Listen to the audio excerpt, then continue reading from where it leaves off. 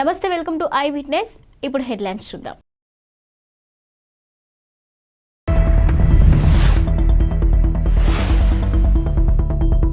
Why not Pulivendula Devineni Uma.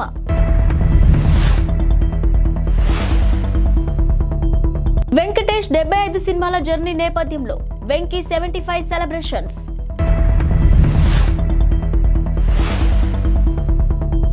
మూడు రోజుల పాటు పవన్ కాకినాడలో మకాం. ఓవైపు వైనాట్ Y75 అని ఏపీ ముఖ్యమంత్రి వైసీపీ శ్రేణుల్లో ఉత్సాహాన్ని నింపే ప్రయత్నం చేస్తున్నారు. ఇదే సమయంలో వైనాట్ పులివెందుల అని టీడీపీ నేతలు అంటున్నారు. ఇక తాజాగా ఎక్స్ వేదికగా మాజీ టీడీపీ నేత దేవినేని ఉమ స్పందిస్తూ వైనాట్ పులివెందుల అంటూ టీడీపీ నినదిస్తుందని చెప్పారు. ఇక ఈ ఏడాది ఆగస్టు 2023న సింహాద్రిపురంలో చంద్రబాబు పర్యటన, అదే ఊరిలోని ఈ నెలలో జరిగిన జగన్ పర్యటన వీడియోలను ఆయన షేర్ చేసుకొచ్చారు. ఇక పర్యటనకు జన నీరాజనం, జగన్ వస్తే పత్తాలేని జనం, జగన్ పని అయిపోయింది అని ఆయన ఎద్దేవా చేశారు. వెంకటేష్ 1986లో కలియుగ పాండవులు సినిమాతో హీరోగా ఎంట్రీ ఇచ్చారు. తొలి సినిమాతోనే భారీ విజయాన్ని అందుకున్నారు. ఇక ప్రేమ సినిమాతో యూత్ కి మరింత చేరువైన వెంకీ శ్రీనివాస కళ్యాణం, స్వర్ణ కమలం సినిమాలతో ఫ్యామిలీ ఆడియన్స్ కి చేరువయ్యారు. ఇక 90లలో వచ్చిన బొబ్బిలి రాజా, శత్రువు, కూలీ నెంబర్ 1 సినిమాలు ఆయనను తిరుగులేని స్టార్ ను చేశాయి. ఇక వెంకటేష్ తనకంటూ ఒక స్టైల్ ను సెట్ చేసుకున్నారు. తనదైన బాడీ లాంగ్వేజ్, డైలాగ్ డెలివరీతో అభిమానులను పెంచుకున్నారు. ఇక కామెడీ చేయడం అనేది ఫైట్స్ చేసినంత తేలిక కాదు. అలాంటి కామెడీని అవలీలగా పండించడం వెంకటేష్ కి ప్రత్యేకగా మారింది. జనసేన చీఫ్ పవన్ కళ్యాణ్ కాకినాడలో పర్యటించనున్నారు. ఈ నెల 28 నుంచి 3 రోజుల పాటు అక్కడే మకాం వేయనున్నారు. కాకినాడ పార్లమెంటు నియోజకవర్గంలో పార్టీ పరిస్థితిపై సమీక్ష జరపనున్నారు. జనసేన లోకల్ లీడర్లతో పాటు కార్యకర్తలను కలుసుకుంటారని సమాచారం. అయితే ఈ టూర్ షెడ్యూల్ను జనసేన ఇంకా అధికారికంగా ప్రకటించలేదు. ఇక మంగళవారం సాయంత్రానికి షెడ్యూల్పై స్పష్టత రానుందని పార్టీ వర్గాలు తెలిపాయి. జనసేనాని సమీక్ష తర్వాత కాకినాడ పార్లమెంటు పరిధిలోని నియోజకవర్గాలలో పార్టీ ఎక్కడి నుంచి పోటీ చేయనుందనే విషయంపై క్లారిటీ వస్తుందని ఆ పార్టీ నేతలు చెప్తున్నారు. అనధికారిక సమాచారం ప్రకారం ఈ నెల 28, 29, 30 తేదీలలో పవన్ కళ్యాణ్ కాకినాడలో పర్యటిస్తారు. ఇక ఆయన పర్యటనపై జనసేన వర్గాలతో పాటు మిగతా పార్టీ నేతల్లోనూ ఆసక్తి నెలకొంది. ఎన్నికలకు సమయం దగ్గర పడుతున్న తరుణంలో ఏపీ రాజకీయాల్లో ఆసక్తికర పరిణామాలు చోటు చేసుకుంటున్నాయి. ఇప్పటికే టీడీపీ, జనసేన పార్టీలు పొత్తు పెట్టుకున్నాయి. ఇక ఎవరు ఊహించిన విధంగా టీడీపీ అధినేత చంద్రబాబుతో ప్రముఖ ఎన్నికల వ్యూహకర్త ప్రశాంత్ కిషోర్ భేటీ అయ్యారు. ఈ ఎన్నికల్లో టీడీపీ తరఫున పీకే పనిచేసే అవకాశాలు కనిపిస్తున్నాయి. ఇక మరోవైపు తెలంగాణలో విజయం సాధించిన కాంగ్రెస్ పార్టీ ఇదే జోరులో ఏపీలో కూడా కొంత పుంజుకునే విధంగా వ్యూహాలను రచిస్తుంది. అవసరమైతే ఏపీ ఎన్నికల్లో కాంగ్రెస్ తరపున పోటీ చేస్తానని టీఎస్ సీఎం రేవంత్ రెడ్డి ఇప్పటికే ప్రకటించారు. మరోవైపు తెలంగాణలో కాంగ్రెస్ పార్టీ గెలుపు కోసం వైఎస్ఆర్టీపీ అధ్యక్షురాలు వైఎస్ షర్మిల పోటీకి దూరంగా ఉన్న సంగతి తెలిసిందే. ఇక బీఆర్ఎస్ కు వ్యతిరేకంగా ఓట్లు చీలకూడదనే ఆలోచనతో ఎన్నికల్లో ఆమె పార్టీలో పోటీ చేయలేదు.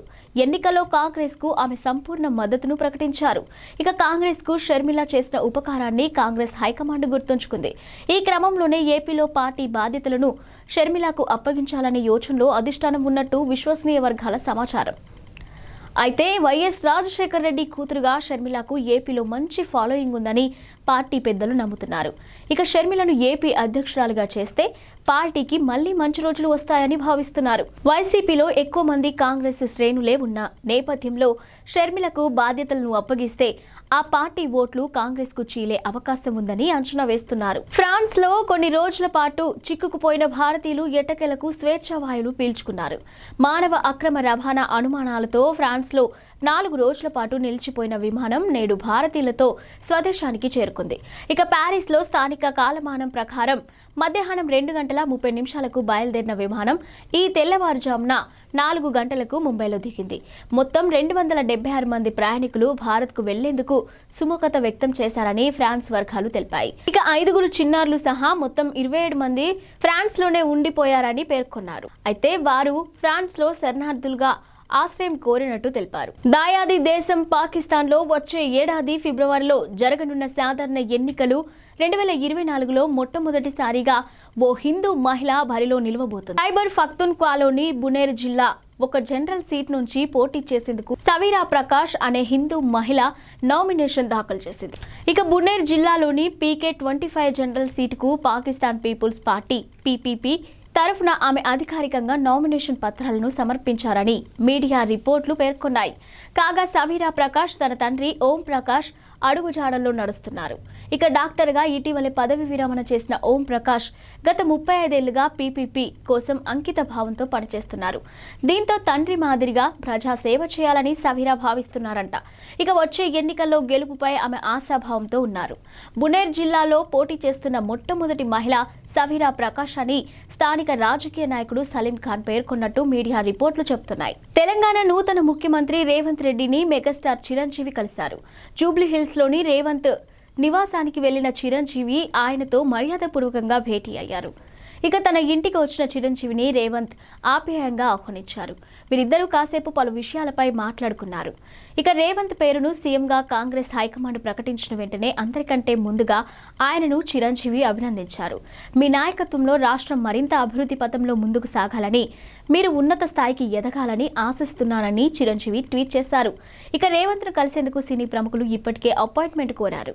ఇక త్వరలోనే మనం కలుద్దామని వారికి రేవంత్ చెప్పారు. ఈలోపే రేవంత్ను చిరంజీవి వ్యక్తిగతంగా కలిశారు. ఇక మరోవైపు రేవంత్ చిరంజీవి భేటీ అయిన ఫోటోలు సోషల్ మీడియాలో వైరల్ అవుతున్నాయి. ఈ ఫోటోలను రేవంత్ తన అధికారిక ట్విట్టర్ ఖాతాలో పోస్ట్ చేశారు. మర్యాదపూర్వకంగా చిరంజీవి గారిని కలవడం జరిగిందని రేవంత్ అన్నారు. ఏపీ ప్రస్తుతం ఉద్యమాంధ్రప్రదేశ్గా మారిందని టీడీపీ జాతీయ ప్రధాన కార్యదర్శి నారా లోకేష్ వ్యాఖ్యానించారు. తన పాదయాత్రలో ఇష్టం వచ్చినట్టు హామీలు ఇచ్చిన జగన్ అధికారంలోకి వచ్చాక అందరినీ మోసం చేశారని విమర్శించారు. నేటి నుంచి ప్రారంభమవుతున్న మున్సిపల్ కార్మికుల సమ్మెకు కూడా టీడీపీ పూర్తి స్థాయి మద్దతు ఇస్తుందని తెలిపారు. ఇక తమ సమస్యలను పరిష్కారానికి పోరాడుతున్న మున్సిపల్ ఆశా వర్కర్లకు మద్దతు తెలపాలని పార్టీ శ్రేణులకు ఆయన పిలుపునిచ్చారు.